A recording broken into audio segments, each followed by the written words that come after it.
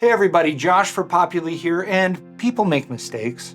I hate to say it, but that includes students. If a student makes a mistake, fails a course, or an entire term of courses, and wants to turn things around, how do you handle it? Various institutions have various policies on retakes, and Populi is set up to allow schools to handle retakes differently. We have options that cover aspects of the automatic retake policy, but then we also have features that let you manage this directly on a student for specific courses. We'll cover both of those. This is going to be most useful for folks with the academic admin and registrar roles. Only academic admins will be able to access the academics settings portion of the software and manage the automatic retake settings there. But both academic admins and registrars can access the student tab on profiles and change retakes for specific courses on specific students. Advisors can see the student tab and view how retakes affect courses, but can't change anything themselves. One thing to look at first, every course catalog entry in Populi has this setting, retakes. The default position is that retakes are not counted in earned credits. That means that only one course instance based on this catalog entry can automatically grant credit. Other instances are ignored. However, if you click on the text for retake here, you can change that setting. When you turn on count retakes in earned credits, every instance of this course that a student takes contributes to their earned credits. One example would be for something like choir. At some schools, there's one choir course, but you receive credit for every term in which you take it. That's the most basic setting for retakes that just determines if other retake settings will affect the course. You set the automatic retake details under Academics, Settings, General. Then we can see these 4 fields down here that all play into retakes. The ultimate goal of retakes is to determine which instance of a given course ends up affecting student GPAs. So the first option here allows you to manage that. This dropdown allows you to choose which instance you keep, highest grade, most recent course, or earliest grade.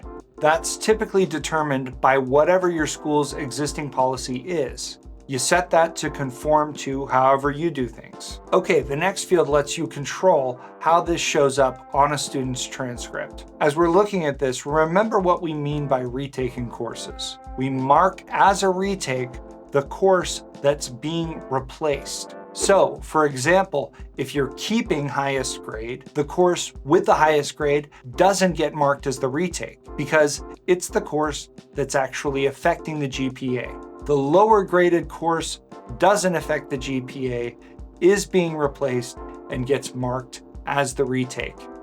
You can choose to mark the retaken course with an R, or to put the grade in brackets, or to bracket courses previously taken regardless of retake status. On that last one, if you have a repeated course, a student has taken multiple instances of the same course, the earliest instance will not be bracketed and any later instances will be. So in that situation, the brackets don't necessarily clue you into which instance is the retake and which affects the GPA. They only tell you that there's at least one earlier instance of the course on the transcript. The next 2 fields are a bit like medieval European royalty because they're very closely related. Count retakes in term GPA and count retakes in term cumulative GPA. Let's get a clear picture of exactly what these refer to. On a student's profile, student tab on the transcript, we have the term GPA here. We have the term cumulative GPA here. Those GPAs are what those 2 settings refer to. And I'll take this opportunity to point out the student's cumulative GPA up here, because remember, the whole point of retakes is that retaking courses do not grant credits and do not affect this number up here. This is the GPA for the student at the program level looking at relevant courses in all terms. So there's no option to include retaking courses up here because that would defeat the purpose of a retake.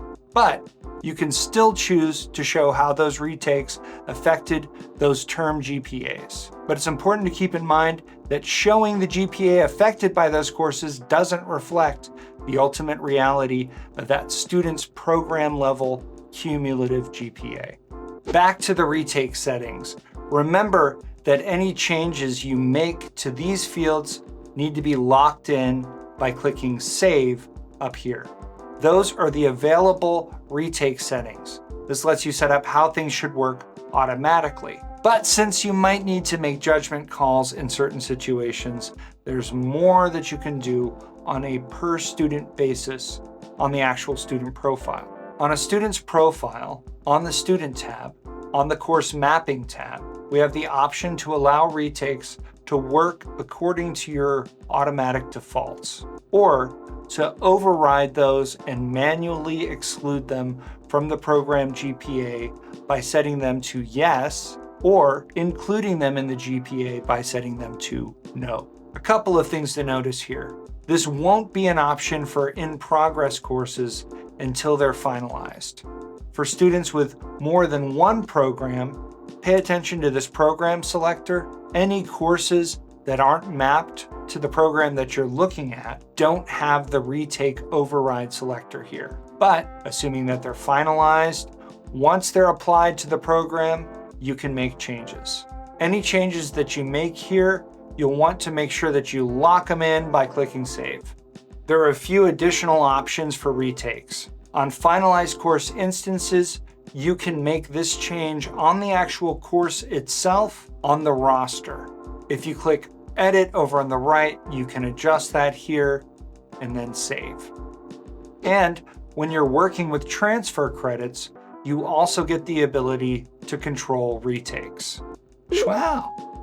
If you want to dig in more than this, we've got an article in the description. Check it out. A great way to keep up with updates and improvements to Populi as a software is via our weekly release notes. Those go out on Friday and you can follow them in our knowledge base. To do that, when you're logged into Populi, click on Help in the upper right-hand corner, click Search the Knowledge Base, and then click Release Notes and Announcements. Click on the heading for Release Notes, and then click Follow. You'll receive an email when we post release notes there, and that'll keep you on the bleeding edge of Populi features and improvements. And the release notes are fun. Lots of people look forward to them. I've been Josh for Populi. You've been great. Thanks for watching.